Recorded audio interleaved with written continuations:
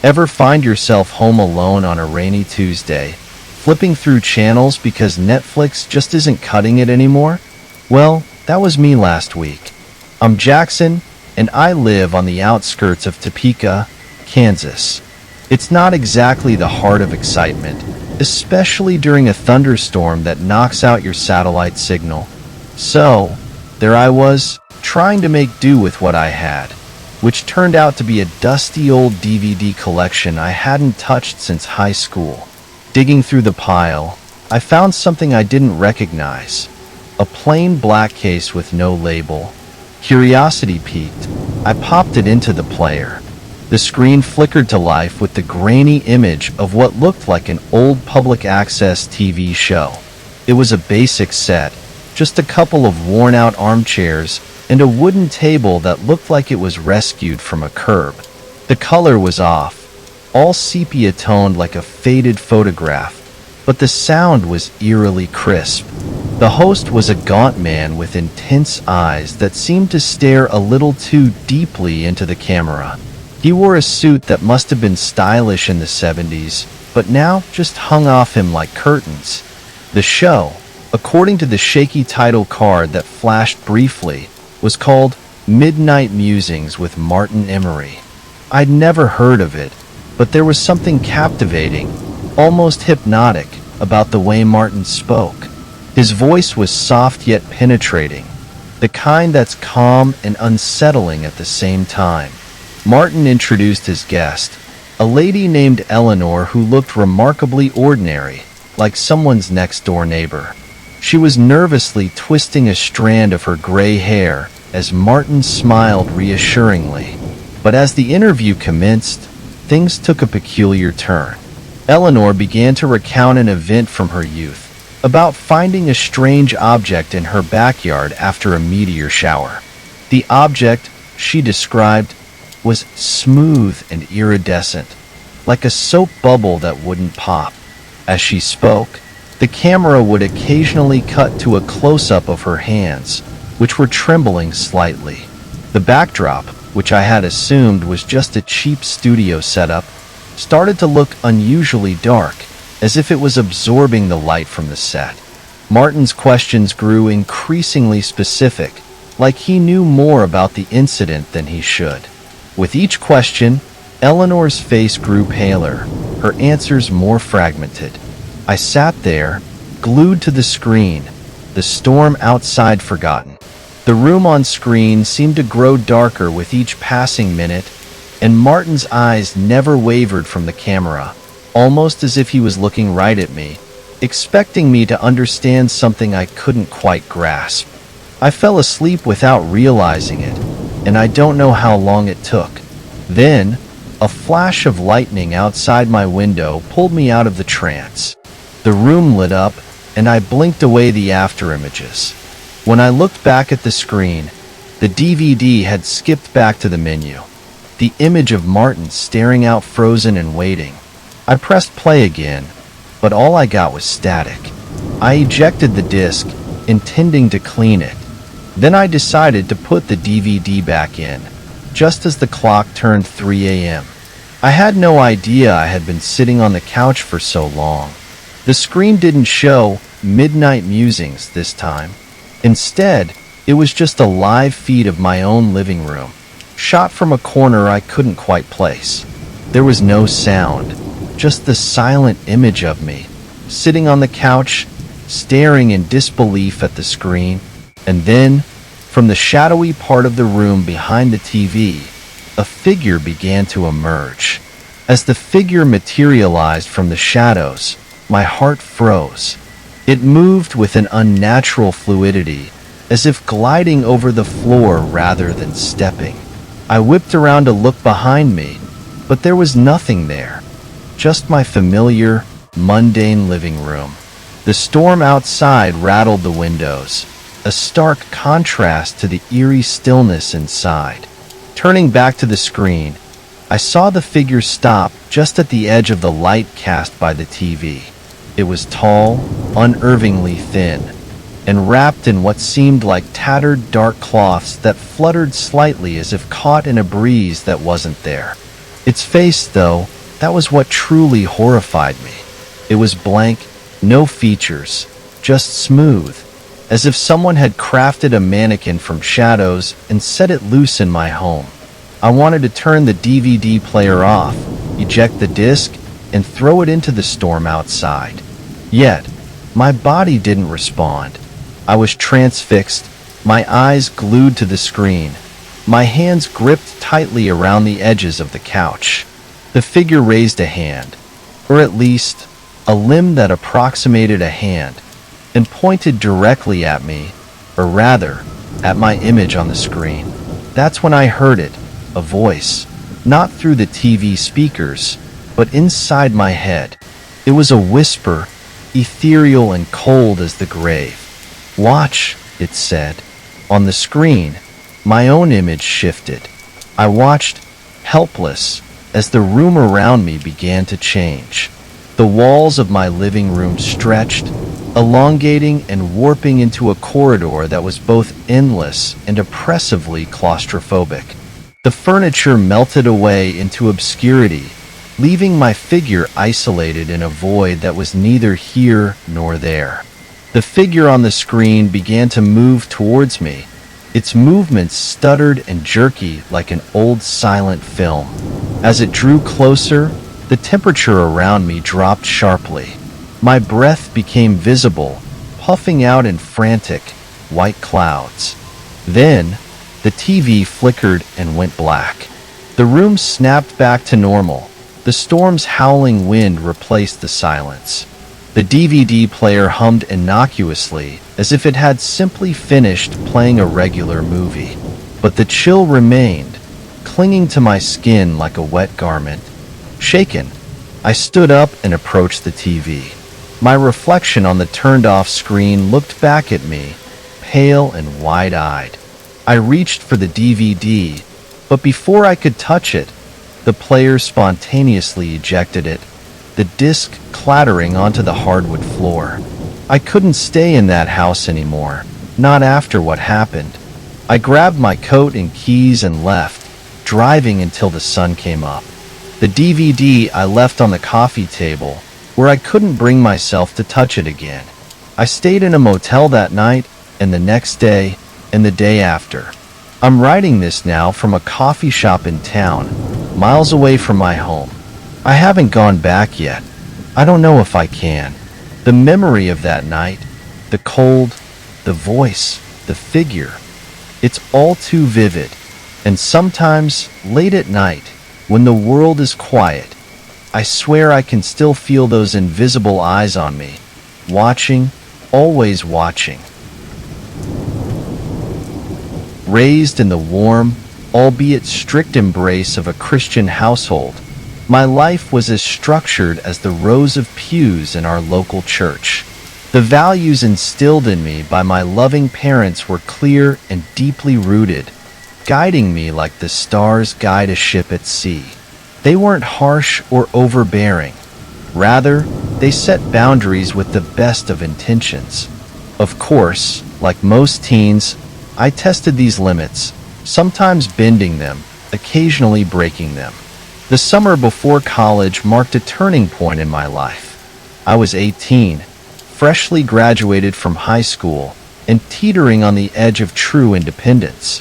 That was when I met Johnny, or rather, reconnected with him. He wasn't new. Our paths had crossed before in the hallowed halls of our high school. Back then, he was the quintessential jock, captain of the football team, brilliant enough to snag a full academic scholarship, and now, he was just a short 4-hour drive away at the university I was bound for in the fall. Johnny was effortlessly charming, with a smile that could light up a room and a sense of humor that matched my own penchant for pranks. Our friendship quickly blossomed into something more during those long summer days. He had an apartment on campus, which became our little haven. I could escape there under the guise of visiting friends or claim I was spending the night at a local girlfriend's home. My parents, blissfully unaware of my budding romance, believed I was just enjoying my last summer before college. Our connection was deep, but not physical. Raised with a strong moral compass, I held on to the values my mother had instilled in me, particularly about not rushing into physical intimacy. Johnny seemed respectful of my decision, a fact that only endeared him more to me. However, one particular visit in the middle of that fateful summer would challenge everything. I had 3 days off work and set out early to drive up to see him. The excitement was palpable, the kind of giddy anticipation that fills you with butterflies. We spent the day in blissful silliness, Nerf gun battles, devouring Stephen King novels, and stealing kisses in between. Dinner out in the town felt like a dream, a perfect date from a teen movie. But the night took a dark turn once we returned to his apartment. Johnny, who had never pressured me before, had a box of condoms casually placed on his counter. I reiterated my stance, firmly stating nothing would change that night. His reaction was chilling. The warmth in his eyes vanished, replaced by a cold, hard stare that sent shivers down my spine. "You make me sick," he said, his voice calm but laced with an anger I'd never heard before. "I'm tired of your games. You're dead to me." The words were like a slap, harsh and shocking. My heart raced as I realized this wasn't a joke. Not this time. I felt trapped. His apartment, once a sanctuary, now felt like a cage. I sat frozen at the dining room table, my back against the wall, as he stood ominously still at the other end. The options ran through my mind: jump from the balcony, run down the hallway to the front door. Each scenario seemed more terrifying than the last. As Johnny's rant continued, outlining a horrific plan of assault and murder, a survival instinct I didn't know I had kicked in, I stood up, mustering every ounce of courage to project calm I didn't feel. "You're funny," I said, trying to keep my voice steady. "I almost believed you for a second." I lied about needing to return home immediately, a flimsy excuse about helping my dad in the garden. My hands trembled as I held up my phone, a silent prayer on my lips that he would believe me. The tension was palpable as I edged towards the door, my heart pounding with the fear of what might happen if he didn't buy my act. Thankfully, he didn't follow as I made my way out, down the stairs, and across the parking lot to my car. The relief of closing the car door behind me was immense. Yet as I drove away, the gravity of what had just occurred began to sink in. By the time I reached the safety of a well-lit Walmart parking lot, the dam broke, and I sobbed over my steering wheel, alone and terrified. The drive back home was the longest of my life. In the following years, I buried the memory deep, trying to forget Johnny's betrayal and the terror I felt that night. It wasn't until 4 years later that I finally shared the ordeal with my mother, beginning the long process of healing and understanding. Processing through the shock and betrayal took years, and even then, I never fully escaped the shadow it cast over my life. In the aftermath, I secluded myself somewhat from the world of dating and intimacy. College became a sanctuary of knowledge, where I buried myself in books and lectures, steering clear of the social whirlwind that consumed many of my peers. It wasn't until my senior year at university that I began to cautiously open up again. I joined a few clubs, made new friends, and even started attending therapy, a decision that proved to be invaluable. My therapist, Dr. Ellis, helped me unravel the layers of fear and mistrust that had built up since that terrifying night with Johnny. She taught me that what happened wasn't a reflection of my choices, but rather an exposure of his character. Therapy was hard, often painful. It meant revisiting that night over and over, each time peeling back a little more of the denial and confusion I had wrapped around the memory. I learned about triggers, about my body's automatic responses to certain cues that reminded me subconsciously of that night. Sounds like the click of a door locking could send my heart racing. A a response I worked through with grounding techniques and mindfulness. As I healed, my relationship with my parents evolved as well. I had kept the incident from them initially out of a misplaced sense of protecting them, and perhaps myself, from the reality of the situation. When I finally did tell them, their reaction was a complex tapestry of anger, sorrow, and overwhelming support. My mother, ever the anchor, held me as I explained everything, her strength bolstering me. My father's quiet anger was not directed at me, but at the man who had threatened his daughter. Rebuilding my sense of safety took time. I started practicing self-defense, finding strength in the capability of my own body. The physical empowerment was a balm to the psychological scars that lingered. It also allowed me to reconnect with my body in a way I hadn't been able to since that summer before college. Graduation was a bittersweet moment. I had made it through, stronger and more aware, but the path had been nothing like what I had envisioned as a bright-eyed high school graduate. With my degree in hand, I decided to move to a new city, seeking a fresh start where the memories of my past wouldn't so easily find me.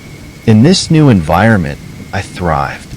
I landed a job that challenged and excited me, made new friends who knew nothing of my history, and started to explore life through a new lens, one that was cautiously optimistic but no longer naive. One evening, out with friends at a local cafe, I met Michael. He was a friend of a friend, easygoing with a quick, genuine smile that seemed so rare in my cautious world. We clicked instantly, talking for hours as the cafe emptied around us. For the first time in years, I felt a spark of something that resembled hope, a feeling that maybe, just maybe, I could have something normal again. Dating Michael was a journey of its own. He was patient and kind, never pushing me beyond my comfort levels, always ready to listen. He didn't know everything at first, but as we grew closer, I shared my past with him. His reaction was one of protective anger, but also a profound respect for the strength it took me to trust him. With Michael, I learned that love after trauma isn't about forgetting what happened. It's about finding someone who makes you feel safe enough to remember. Today, I live a life that is rich with love and tempered by experiences. I work as a counselor myself now, helping others who have walked through the shadows of trauma. Sharing my story isn't just about healing myself. It's about lighting a path for others who feel as lost as I did once. Looking back, I can see how every step, every stumble, and every leap forward was necessary. From the terror of that night with Johnny to the warmth of my kitchen on a quiet morning with Michael, each moment taught me more about resilience, trust, and the endless capacity of the human heart to heal. My journey isn't over. Perhaps it never will be, but I move forward each day with a profound gratitude for the lessons learned and the love found along the way.